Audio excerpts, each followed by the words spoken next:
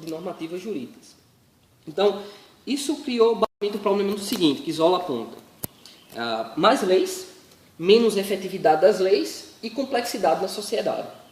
Então, leis às vezes necessárias, sem clareza textual, com menos efetividade em ser aplicada pelo judiciário e mais complexificação.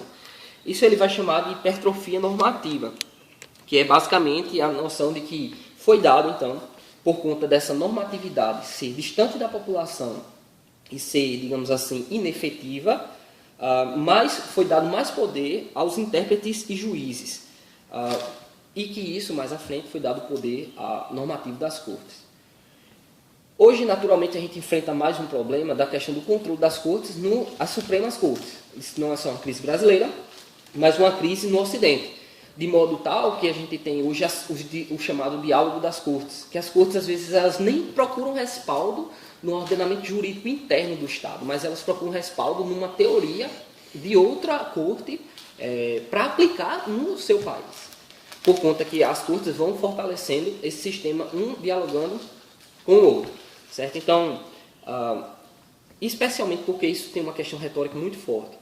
Fato é que as cortes, então, as Supremas Cortes, elas perderam muito da questão do controle, na verdade. Eu acho que hoje, no direito, a gente tem professor que vai dizer, logicamente, que a corte, as Supremas Cortes não decidem mais conforme direito. Na verdade, o que se tem é política mesmo.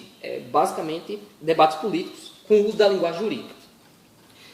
Isso cria uma crise profunda de legitimidade. Bom, mas o que está por trás de tudo isso também, na teoria da argumentação, é que, então, os conservadores deverão continuar defendendo só o legislativo aplicando, legislando e o judiciário aplicando como se nesse processo não houvesse do judiciário uma criação de normativas. Então, o conservador ele vai defender necessariamente uma espécie de positivismo jurídico, mesmo que revisado, por exemplo, como Hart revisou nos Estados Unidos. Eu, particularmente, não entendo por aí. Eu acho que dificilmente alguém entenderia por aí hoje em dia. Por quê? A gente vê que, na prática do dia a dia da sociedade, não há como o legislativo legislar sobre tudo e ter norma para tudo. Ou, muito menos, acreditar que a linguagem ela possa estar totalmente expressa em termos normativos, de maneira clara e pronta. Então, só que do outro lado, em reação a esse positivismo jurídico, você tem a retórica jurídica, ou chamada teoria da argumentação jurídica, ou pragmática dos discursos normativos, em que esses autores, ou juízes até, vão entender que, na verdade, é o extremo oposto. Tudo no direito é linguagem. Tudo é política no direito. A linguagem é política, a política é linguagem. Basicamente, o direito é isso, nada mais. Isso gera um problema muito grande de legitimidade no Estado de Direito, que é um agravante daquilo que já tinha acontecido após a Segunda Guerra Mundial. A questão, então, é que esses retóricos vão perguntar, crise? Mas que crise? A grande questão é, que crise é essa? O que está por trás, muitas vezes, dessa noção de crise é porque você tem um Estado liberal, de que o legislativo ele legisla, coloca limites claros, normativos para o juiz, e o juiz tem que simplesmente aplicar. Isso dá possibilidade de segurança jurídica para a economia do Estado. De que se vai dizer que, não, o juiz ele não pode julgar contrário à lei. Se eu faço um negócio aqui, necessariamente eu tenho a garantia de que aquele negócio vai ser aplicado, a normativa vai ser aplicada àquele negócio do jeito que está expresso em lei. O juiz não pode criar. Então, os retóricos vão perguntar, mas isso, na verdade, essa noção de crise jurídica, na verdade, pressupõe o Estado liberal. E que, na verdade, não deve ser bem assim. Ora, o que está em jogo aqui é qual a ênfase da democracia e a ênfase do Estado de Direito. A democracia, notadamente, é ligada à noção de separação dos poderes, estrita. Executivo, legislativo e judiciário. Cada um cumpre o seu papel, como disse essa semana Temer, absolutamente independente. O que é fake news, porque não é assim. E nem Montesquieu pensou assim à época. Então, e por outro lado, você tem o Estado de Direito, que o Estado de Direito ele dá ênfase às garantias individuais. A possibilidade de os que estão, os administrados, chegarem à administração pública, encontrarem seus direitos e garantias estabelecidos em lei, garantidos por meio da aplicação da lei ou da interpretação da lei. Então, e aqui eu parto aqui de Adeodato, no texto de Adeodato de Retórica Jurídica, que é um clássico do direito brasileiro, que ele vai dizer que, na verdade, essa é uma convicção silogística, ou seja, de raciocínio lógico-dedutivo, né? De que tem uma norma, eu entendo a norma, aplico ao caso concreto, tudo mais, de uma maneira lógica, deduzindo e tudo mais, como se fosse um processo mais mecanizado. Eles vão perguntar, se fosse assim, por que ter juiz? Por que não teria só computadores para aplicar a lei, se fosse assim, para decidir? Porque, na verdade, não é bem assim. Então, os retóricos vão dizer que, na verdade, há uma... na verdade, esse pessoal que tem a convicção silogística, que geralmente são as pessoas que são formadas no direito, você encontra a maioria dos juristas brasileiros, eles acreditam piamente de que as leis completam todo um sistema normativo, que o juiz só pode aplicar a lei, ele não pode criar, ele não pode decidir, enfim, fazer uma interpretação da lei, contrária àquilo que está claro e evidente. Então, a maioria das pessoas pensam assim, e isso a Adeodato vai chamar de convicção silogística, que precisa, para os retóricos, ser revisada. O judiciário, então, faria, né, nesse pensamento silogístico, a aplicação da lei, a subsunção. Mas quais são os pressupostos, então, silogísticos dessa noção de que a norma geral é aplicada ao caso concreto, de maneira tão clara? É de que há uma crença muito forte no poder da razão. Essa ênfase é especialmente derivada da Revolução Francesa, né? A razão ela possibilita ao homem separar os poderes de maneira clara e nítida, dar segurança jurídica a todos, garantir a economia e o Estado funcionando bem para todos, de modo que a razão ela possa resolver esses problemas e equalizar esses problemas. E também há um pressuposto de que há uma centralidade da técnica dogmática, né? Aquilo que está estabelecido tecnicamente pode ser encontrado na lei para aplicar o caso concreto. Também que a decisão correta para todos os casos, se for aplicada conforme a lei, a decisão ali é a correta. Tem a norma, foi aplicada conforme a norma, de maneira clara, então a decisão é correta. Se não foi, a decisão é incorreta. Outro pressuposto é a rígida separação dos poderes, como eu falei. Então, o fato é que as pressuposições silogísticas elas são basicamente racionalistas. Há uma crença muito forte na razão e na possibilidade da montagem de um sistema de direito muito claro e evidente. Olha, talvez não seja tão estrito assim, talvez esteja exagerando, mas, em grosso modo, a gente pode falar que se pensa o direito muitas vezes assim. E que talvez o grande susto seja perceber que, quando se sobe as instâncias, a segunda instância, especialmente quando chega os tribunais superiores, há uma forte lobby político para determinadas decisões. Bom, a crítica retórica, então, vai se dar no seguinte sentido, de que a insuficiência das normas gerais para decisões, que eu acredito que é mais ou menos claro, nem toda a lei não consegue abarcar todas as realidades que acontecem no dia a dia, e além disso, e para solucionar de certo modo isso, houve uma virada muito forte no direito a partir de um autor chamado Dworkin, nos Estados Unidos, que criticou Hart, que Hart era um reformulador da teoria positivista, em repensar a teoria positivista de maneira mais elaborada. Mas Dworkin, que substitui o Hart, critica Hart para dizer o seguinte: na verdade, o que se tem é de que os princípios eles têm força normativa. Mas ainda assim, Dworkin acreditava na possibilidade de decisão correta e tal, tem vários outros problemas. Mas o fato é que Dworkin traz uma virada nesse aspecto de que dá possibilidade, as normas de textura aberta, as normas abertas, que são os princípios, princípio da igualdade, como é que se aplica isso? Princípio da moral. Por exemplo, hoje, os advogados trabalhistas impossibilitaram, na verdade, né, foram recorrendo por um bom tempo, contra a decisão de nomear, que é um ato do presidente Cristiano Brasil, que era uma deputada, para ser ministro do Trabalho. Qual foi a fundamentação? Princípio da moral. Que ela tem ações trabalhistas e ela não poderia ser ministra do Trabalho se tem ações trabalhistas. Então você tem forças principiológicas, a força normativa a partir do Dworkin especialmente, e que Dworkin é deixado um pouco de lado, e depois outros autores, hoje em dia, principalmente os retóricos, estão muito à frente. Fato é que, então, outra crítica, na verdade, da retórica jurídica é que as normas só justificam a escolha do juiz. como disse o ministro Barroso, estou indo ao Supremo para fundamentar a minha decisão que eu já tomei anteriormente. Então, a ideia é que o juiz toma a decisão e ele depois fundamenta com o texto da lei. Além disso, a interpretação cria norma jurídica. Pressupõe-se também que a interpretação ela não é só um processo lógico, racional, dedutivo, mas ela também cria norma jurídica, ela faz direito também.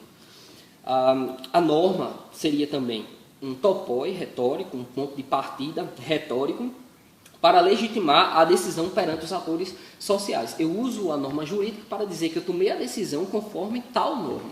Mas, em última instância, a decisão é uma decisão que foi tomada em minha mente e que aquela linguagem serve para fundamentar a minha decisão. A norma, ela só adquire interesa na decisão. O que os retóricos também defendem é que a norma, por si só, como lei, ela não é norma. Ela é um texto. E um texto, e pense aqui, um texto, o Van Hooser, né, tem um livro, há um significado nesse texto, que ele vai dizer que o grande problema disso é que você tira a questão do autor do texto e o texto perde a autoridade. Ele é uma abstração da linguagem que pode ser usada a partir da política do momento e de quem conseguiu 51%. A democracia, o Estado de Direito é reduzido a esses 51% que Franz Schaeffer depois chama de, na verdade, ditadura da maioria.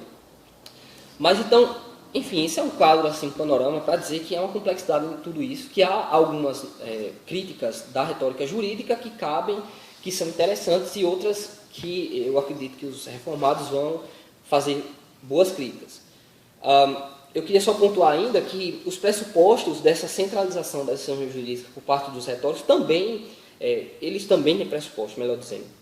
Primeiro, eu aponto, o judiciário pode efetivar os direitos individuais e das minorias para legitimar o Estado de Direito, mesmo que isso não seja tão democrático, mesmo que isso não esteja na lei estabelecido pelo Legislativo, como foi o projeto de Montesquieu ou de outros, de um Estado democrático, de direito conforme tem a Constituição, não seja no democrático, mas isso é efetivo. Se o judiciário consegue pegar aquelas normativas e aplicar e fazê-las valer no dia a dia, isso é efetivo. Então, é um pressuposto de que uma ênfase no Estado de Direito nessa noção de garantias individuais.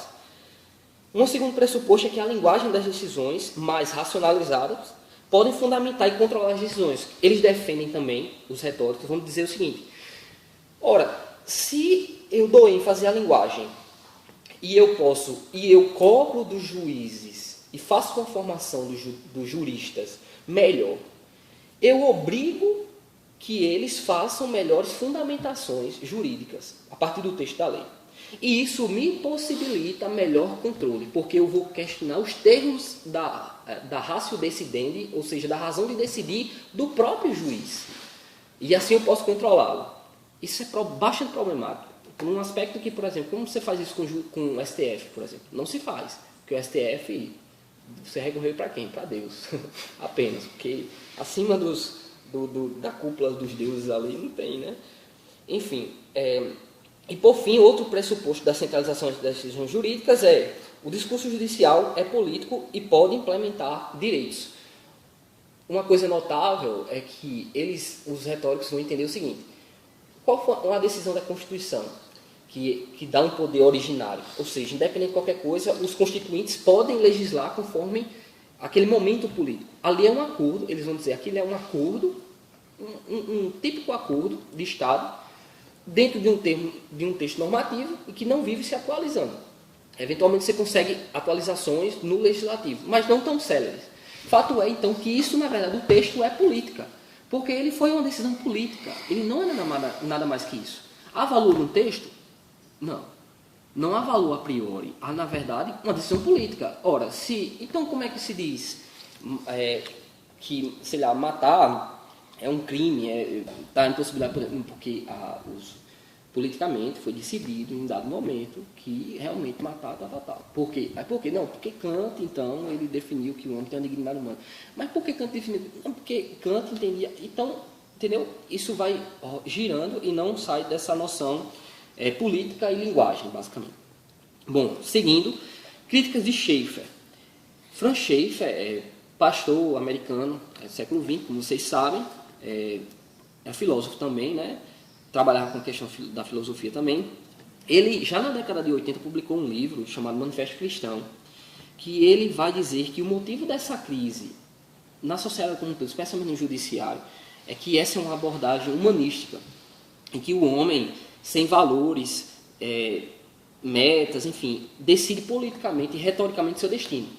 Ou seja, ele vai dizer que, na verdade, a noção de que Deus não existe, que valores metafísicos não existem, enfim, que a metafísica como um todo, algo a priori a se determinar, não existe, faz com que todos essa noção humanismo mesmo, esse humanismo, muito fortemente essa antropocentricidade, faz com que todas as coisas sejam reduzidas à política e à linguagem. Então, isso já na década de 80, até porque o judiciário lá dos Estados Unidos é bem avançado nesse aspecto, até porque as teorias da argumentação são muito mais fortes lá do que aqui. E aqui tem chegado muito mais forte da década passada para cá, até por conta da entrada de pessoas como Gilmar Mendes, Barroso e tal, que são retóricos também. Bom, consequências disso: relativismo das leis, absolutização da linguagem para decisões políticas. O fato é que se esvazia a noção de que o texto normativo tem um núcleo de sentido e preenche-se aquele texto com opiniões pessoais ou com ideologias, basicamente, né? A gente vê que muitas vezes o debate é basicamente de ideologia. Então, a crise que se dá é que esse relativismo, essa noção de que tudo é basicamente relativo, tudo é jogo político, tudo é linguagem, esvazia todo o sentido nuclear que daria supostamente uma espécie de segurança jurídica e se absolutiza esses outros aspectos para fins muitas vezes políticos e ideológicos, e isso naturalmente enfraquece a tripartição dos poderes, a possibilidade da noção de segurança jurídica, de previsibilidade das decisões e vários outros problemas que traz ao Estado de Direito. Então, Schaeffer faz essa crítica, é muito interessante, por sinal, e ele aí vai bater muito forte, só que o problema é o seguinte: o texto de Schaeffer é um manifesto, é um protesto, não é um texto filosófico que vá destrinchar isso ou repensar isso, não. Schaeffer reclama disso. Tem até uma palestra dele, Manifesto Cristão, está no YouTube, e basicamente ele vai para a igreja e ele faz uma reclamação disso, né? E a igreja não se engajar nesse debate, que ele considera primordial, até, enfim, por opinião pessoal, como parênteses, eu acho que a igreja ela vai enfrentar nos próximos anos, cada vez mais, uma crise. A maior crise que a igreja vai enfrentar vai ser as decisões do Supremo Tribunal, que cada vez mais se torna humanista, contrário aos valores judaico-cristãos. Esse abandono público da igreja, e muitas vezes os cristãos reclamam, na verdade é culpa, muitas vezes nossa mesmo, de não nos engajarmos nesses debates que são da vanguarda das decisões jurídicas. Bom, e aí eu vou continuando para já fazer algumas reflexões finais. Mas, antes disso, uma contribuição de Doiver. Aqui eu uso um artigo do Guilherme de Carvalho, que está no YouTube, né, no Google, que é Poder Político e Justiça Social na Filosofia Reformacional de Hermann Doiver, e que basicamente que eu fiz um recorte para dizer o seguinte: Doiver ele pensava, em alguma medida, que o direito positivo ele é um reconhecimento jurídico das normas divinas. Então, Doiver entendia que o positivismo jurídico não é só uma questão de que o Estado decidiu, como no direito se aprende. O positivismo jurídico é o Estado quando ele decide as normas para serem implementadas na sociedade. E é interessante que quando você pega muita gente no direito, aí você diz assim: mas de onde vêm essas normas que o Estado... Não, foi o Estado que disse que a norma é isso. E você questiona, mas de onde vem isso? Não, o Estado, foi um consenso político que disse isso. Então, isso é bastante questionável, porque, no fim das contas, o Estado muitas vezes está reconhecendo algo que foi dado a priori, às vezes de uma tradição e de influência judaico-cristã, por sinal. Então, essas normas gerais, Doiver vai entender, de acordo com o artigo lá do Guilherme Carvalho, que essas normas gerais, estabelecidas em lei e reconhecidas pelo Estado, devem ser relacionadas a casos para garantir direitos. E Doiver, então, pensa que o juiz pode agir criativamente no caso concreto, em alguma medida. O que Doiver está dizendo é que essas leis estão estabelecidas, o juiz pode sim. Há alguma medida de criatividade por parte do juiz para implementar a justiça. A questão da retribuição, por exemplo, do núcleo da justiça, a retribuição. Mas quais são os limites? Há limites para isso. Limites de não absolutizar a linguagem para a política. não absolutizar a política, na verdade, não absolutizar nada. Na verdade, cada aspecto desse deve respeitar as esferas de soberania da sociedade. Para além disso, ele não pode redefinir os núcleos dos aspectos modais, né, que essa noção de que aspectos da realidade não podem ser redefinidos porque Deus que os criou anteriormente, e na verdade o Estado ele compreende, a administração pública e as pessoas devem compreender os limites que isso deve se dar. E além disso, a autoridade se fundamenta na lei divina da criação, não no consenso político de um momento temporário do homem que criou aquelas normas e aquilo ali está dado e pode ser mudado a qualquer momento, a depender de 51%. Então, eu acredito que isso é um bom ponto de partida para limitar essa noção de retórica jurídica, dessa absolutização da linguagem, da política, a questão da redefinição, muitas vezes, da tentativa de nuclear dos aspectos modais, redefinir a família, redefinir a sexualidade, redefinir, enfim, vários outros aspectos que a gente enfrenta hoje na sociedade ocidental, que, na verdade, o judiciário ele ganha uma força muito grande para agir ativamente, redefinindo esses aspectos. Então, isso é uma clara violação do que Deus criou e de que a crítica de Doivre nesse aspecto pode ser muito interessante, o pensamento de Doivre pode ser muito interessante para criticar esse tipo de posicionamento de absolutização. Por fim, eu faço algumas reflexões reformacionais ou reformadas, assim, pelo menos assim eu coloquei esse termo, mas talvez seja um pouco incipiente, mas há pelo menos algumas linhas gerais.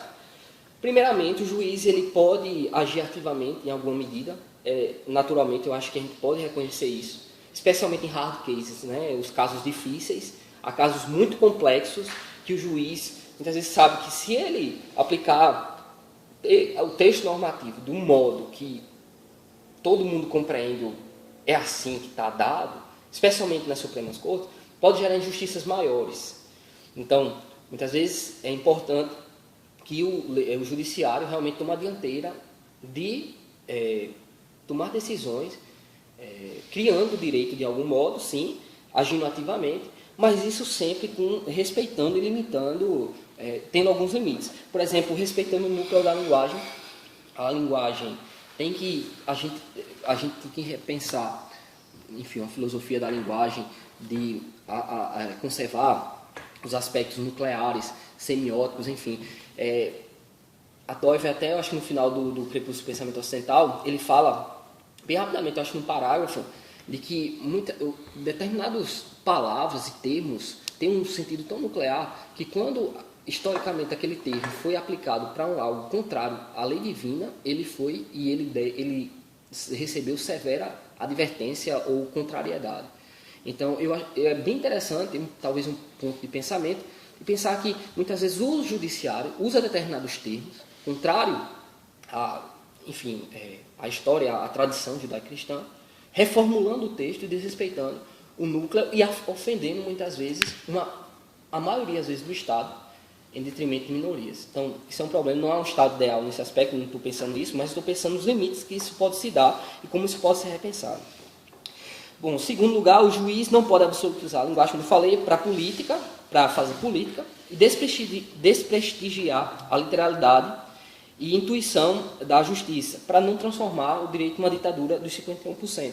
Algo interessante que Doivre falava, né, da questão da intuição da justiça, de que há aspectos no homem que reconhece que tomadas de decisões, na verdade, são injustas por desequilibrar o mínimo convívio social. Então, isso também precisa ser repensado. Já que se a política for absolutizada dentro do aspecto jurídico, a gente pode ter necessariamente esse desprestígio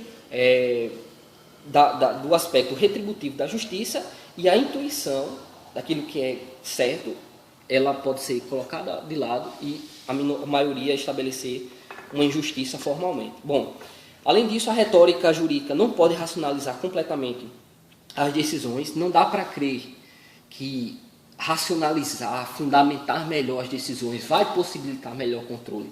Não dá para crer que racionalizar as decisões vai possibilitar uma legitimação melhor do Estado de Direito. Não dá para crer, esses pressupostos são muito questionáveis. A razão também ela não é tão, digamos assim, autossuficiente como esses retóricos muitas vezes colocam. A lei não é apenas um consenso político frágil e temporário. A gente também não pode negar os valores, né? Essa negação é transcendência dos valores. A gente tem Eu acredito que a gente precisa repensar isso e trazer para o debate aspectos morais e de valores absolutos que não podem ser mitigados ou relativizados por judiciário ou por ninguém. Além disso, nós não podemos idealizar a separação dos poderes, já que nem todo caso encontra a solução da norma. Então, nós não podemos também, em contrapartida à retórica jurídica, sairmos defendendo de que, não, se a gente redefinir os poderes de maneira assim tão clara que todo mundo vai saber, que a gente resolve o problema. Não, porque isso também seria uma utopia, né? Acreditar que de que a linguagem vai resumir tudo, que também seria outra absolutização, de que também a gente seria muito ingênuo de acreditar que no direito não há o aspecto político, que há, a gente tenta mitigar isso e separar as coisas, mas que há, e a gente tem que repensar como lidar na separação dessas coisas de maneira mais clara, mas não defendendo uma estrita suposição de que a linguagem ou a racionalidade vai conseguir resolver todos esses problemas, que certamente não irá. Então, por fim, eu termino dizendo que essa é uma crise religiosa. São absolutizações de aspectos modais, como o Doiver também ensinou, né? E é uma crise com instância humanista, religiosa, e de que, na verdade, a gente precisa retomar que a política tem seu aspecto de justiça pública e de que a justiça tem seu aspecto de retribuição, e a gente tem que tentar repensar esses parâmetros para uma separação melhor de poderes e de atuações por parte de cada poder do Estado. E é isso.